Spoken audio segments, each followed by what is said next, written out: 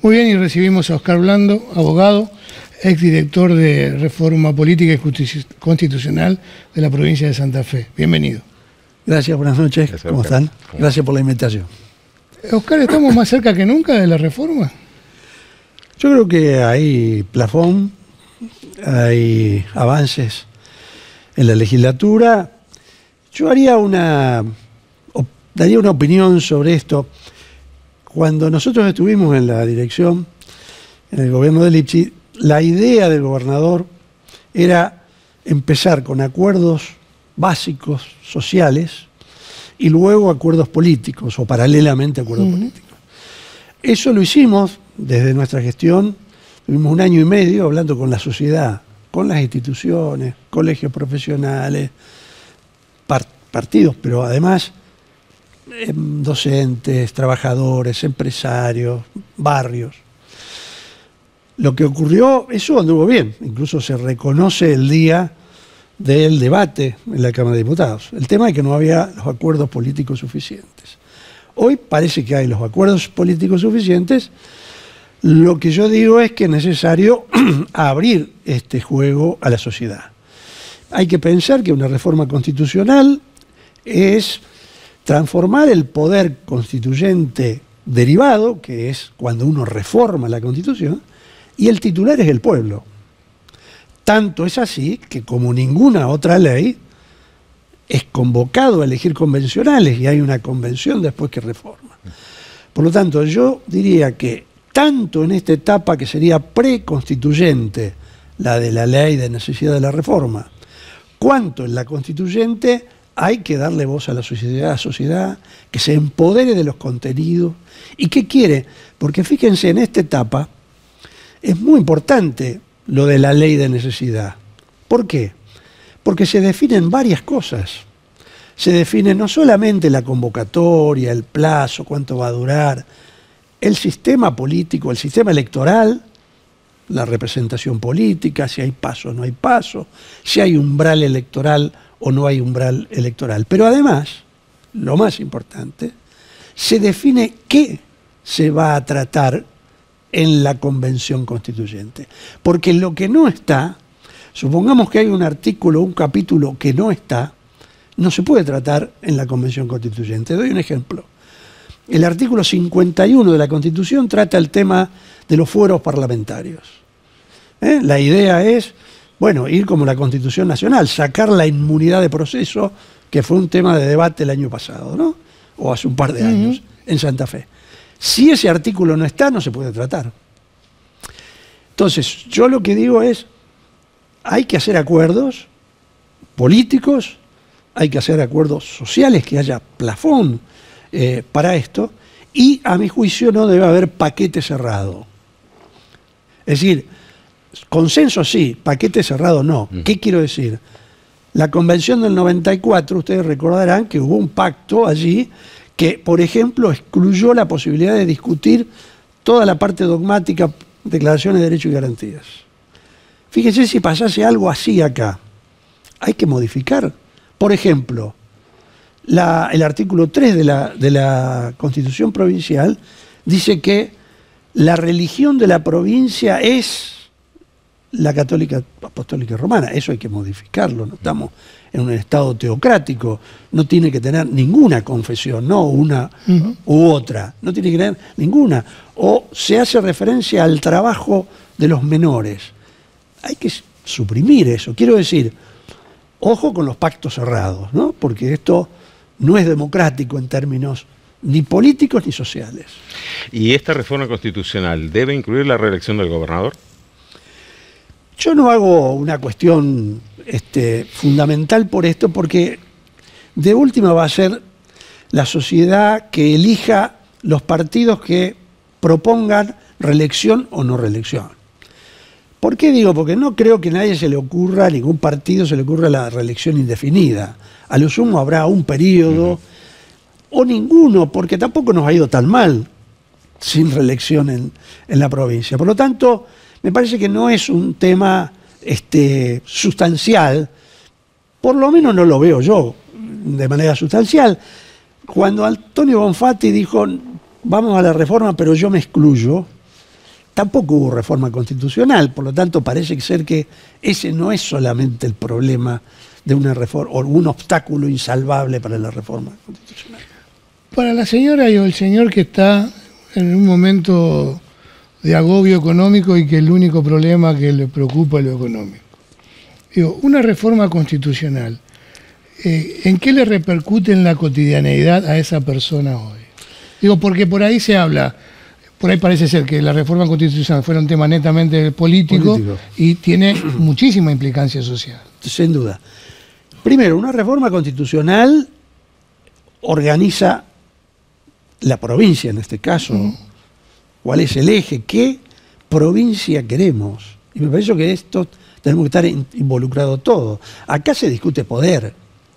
Cuando se hablaba de la autonomía municipal, que tiene que ver con la cotidianeidad, es distribuir poder. Es decir, descentralizar el poder, acercarlo al municipio y acercarlo a la ciudadanía, dándole herramientas de participación política, permitir que elegir los concejales a lo mejor de otra manera, mucho más cercana que actualmente, pero también se discute el tema de la basura, el tema del transporte que ya es regional, el tema de los impuestos y las tasas.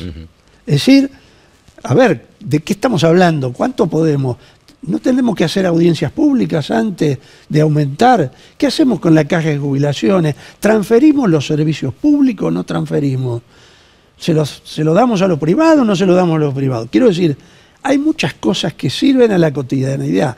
Si usted le pregunta a una persona, ¿quiere o no la reforma? Es probable que le diga, y no sé. Ahora, si empezamos a conversar los temas de la reforma, qué es lo que queremos cada uno, me parece que ahí podemos llegar a consensos. Y ciertamente le va a interesar. Todo este año y medio que yo estuve trabajando con las instituciones, no hay ninguna que dijo, no, mire, no me interesa. No, al contrario, cada uno quería incorporar alguna cuestión. Por eso yo digo, no hay que hacer una reforma tan acotada, que sea parcial, pero que sea amplia. No puede haber una cosmética constitucional en la reforma. La reforma no se hace cada año y fácilmente, se hace cada 60 años, se hace cada 30. Es decir, necesitamos no perder la oportunidad para cambiar en las instituciones de Santa Fe, en los derechos y en la organización del poder en Santa Fe. Oscar, en el marco de estas reformas, ¿no?, constitucional, previsional, también la gestión de Puyaro pretende avanzar con una renovación de la Corte Suprema de Justicia de Santa Fe. ¿Estás de acuerdo que es necesario un refresh del máximo tribunal? Sí, sin duda, sin duda. Es una composición de otra época, digamos, ¿no? De los años 90. No solamente por la edad, que por otra parte, y al paso digo, la Constitución debiera establecer una fecha automática allí, dice, hasta acá, después discutimos si son 70, 75 años, lo que sea, pero digo, hasta aquí no discutimos más, si le prorrogamos, si no prorrogamos, de acuerdo a los gobiernos que están en el momento. Pero yo creo que necesita una renovación esa Corte con paridad, con mujeres. Hay una sola integrante y además con trayectoria democrática, académica. Esto se elige de manera muy política, es el gobernador con la Asamblea Legislativa, acá no hay Consejo de la Magistratura. Por lo tanto, esos lineamientos tienen que estar claros. Una Corte adecuada a una nueva Constitución también. El gobierno de Milei propone eliminar las PASO, desde un punto de vista, como la mayoría de las cosas, económico. Digo, ¿cuál es tu análisis con respecto a esto? Si las PASO sirvieron, si no sirven, si hay que modificarlas, si hay que volver a las viejas internas partidarias. Yo me resisto a hablar en los términos que lo hace el gobierno a la reforma de las PASO. Yo puedo discutir las PASO en sus ventajas, sus desventajas, qué podemos mejorarlas y hasta suprimirlas. Vamos a discutirlo. Lo que no puedo discutir es hablar de motosierra en la democracia electoral. Las elecciones no se suprimen por gastos, se mejoran, un montón de cosas. Pensemos lo que está pasando en Venezuela, ¿no? Es decir, hay que mejorar, no hay que suprimir las elecciones. Por supuesto, con control, financiamiento, todo eso sí. Pero las PASO no tienen que ver con el financiamiento en sí mismo. Por otro lado, y yendo al tema de la cuestión, primero hay que preguntarse por qué sistema podía ser suplantado. San Juan eliminó las PASO e incorporó la ley de lemas, al revés de lo que hicimos nosotros en su momento en el 2004. Segundo, los partidos políticos no están en un momento florecientes, no estamos en la primavera democrática con partidos fuertes, nacionales, con líderes políticos, legitimados. Estamos con partidos políticos fragmentados, territorializados, débiles, con poca credibilidad social, y además vamos a decirle, miren, arréglense ustedes y hagan la interna. Pensémoslo por lo menos, si esto es posible. Las PASO en Santa Fe es el ejemplo de que se han usado. Tenemos 34 listas concejales, 20 listas de diputados, varias a gobernador, y después ¿qué pasa? Después se ordena la competencia electoral y quedan 5, quedan 3 o quedan 2, como en la Intendencia de Rosario, para la competencia final. ¿Se puede discutir si se puede modificar? Sí, podemos hacer como Uruguay, que bueno, no es obligatoria para la ciudadanía y sí para los partidos políticos. Podemos hacer eso. Hoy Santa Fe tiene un sistema que permite no votar a las personas desde la convocatoria hasta 48 horas antes sin motivo alguno. Dicen, no voy a votar y se terminó. Hay alternativas hasta esto. Lo que me niego a que esto sea una cuestión antipolítica del gasto público. La democracia tiene que pagar costos en beneficio de los derechos ciudadanos. Oscar, muy amable, ¿eh? Gracias. Seguimos en Hora Política.